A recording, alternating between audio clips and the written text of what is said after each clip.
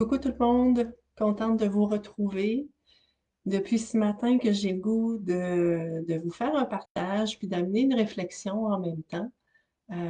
C'est juste là que je prends le temps à 3h15 parce que ce matin j'étais plus occupée. Après ça, j'avais des commissions, fait que c'est là que ça se passe, mais j'étais encore sur mon élan.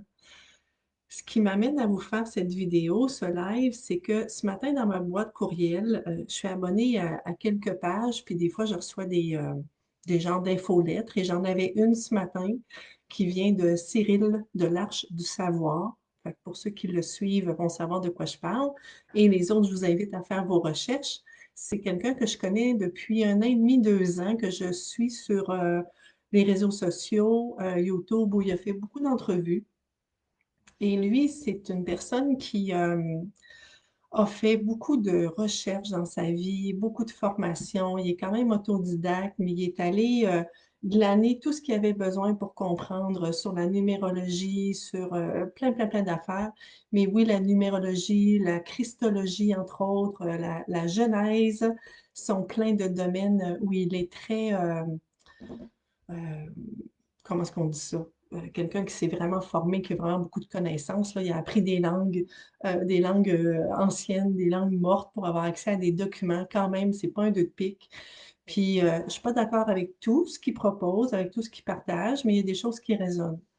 Et ce matin, l'infolette qu'il envoyait, en fait, c'est sa blonde qui s'occupe, je pense, fait pas mal des envois d'infolettres, se questionner sur sa propre spiritualité. Ce qu'on nous amène des fois comme étant la vérité, comme étant ce qui doit être. Puis je trouvais ça intéressant parce que ça me rejoignait quand même en partie. Lui, ce qu'il amène, c'est pour lui faire des aum et méditer tous les jours, c'est pas nécessairement la voie. Puis là, j'en entends déjà dire, hey, ça fait assez longtemps qu'on me dit qu'il faut méditer, puis j'arrive à méditer, puis ça m'apporte quelque chose de bon. Attention, je ne dis pas d'arrêter de méditer. On continue d'écouter ce que je dis pour voir le topo général. Ça amène une réflexion. Pour lui, être, comment est-ce que je dirais ça? Pour lui, l'important, c'est d'être dans son plan. Puis j'en ai parlé quelques fois de ça. Ça revient à est-ce que je suis en train de faire qui je suis? Est-ce que je suis en train de mettre à profit les qualités, les talents, les dons qui m'ont été donnés, les forces qui m'ont été données pour que moi je sois nourrie et que je nourrisse les gens autour de moi? Et c'est ainsi que l'abondance arrive.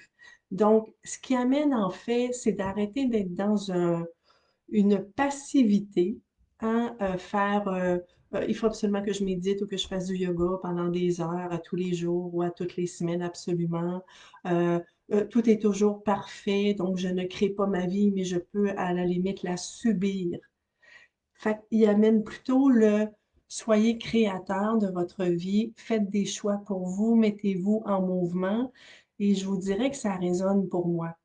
Puis l'exemple concret que je voulais apporter, c'est que moi, je méditais depuis des années, pratiquement tous les jours.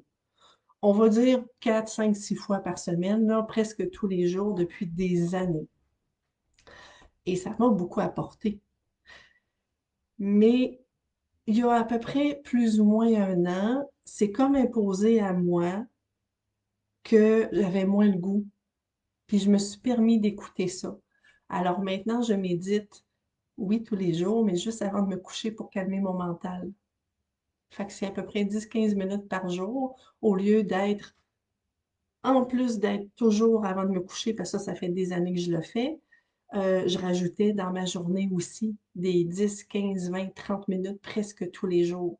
Et ça, depuis à peu près 1 an, j'ai vraiment mis ça sur pause.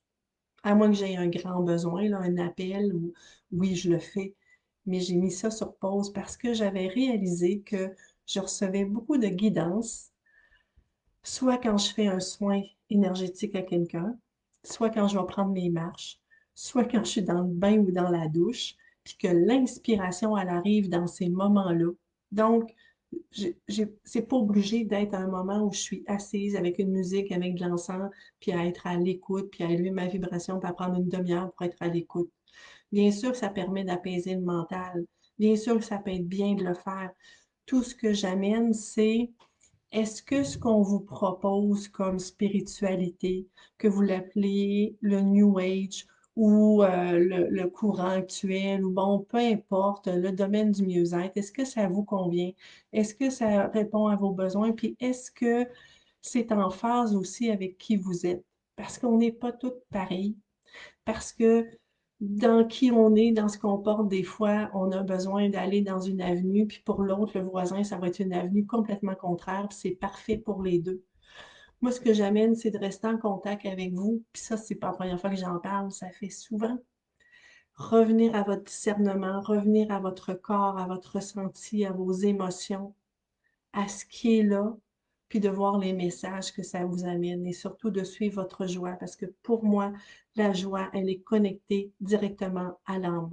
Donc, s'il y a une joie à faire quelque chose, ben, il y a une légèreté et là, on se met en action en ce sens-là et on est dans notre plan. Alors, je ne sais pas si ça fait du sens pour vous. Je vous invite à commenter en dessous de la vidéo, à me dire ce que vous en pensez. Puis sur ce, je vous souhaite une belle fin de journée puis un beau week-end. Bye bye tout le monde!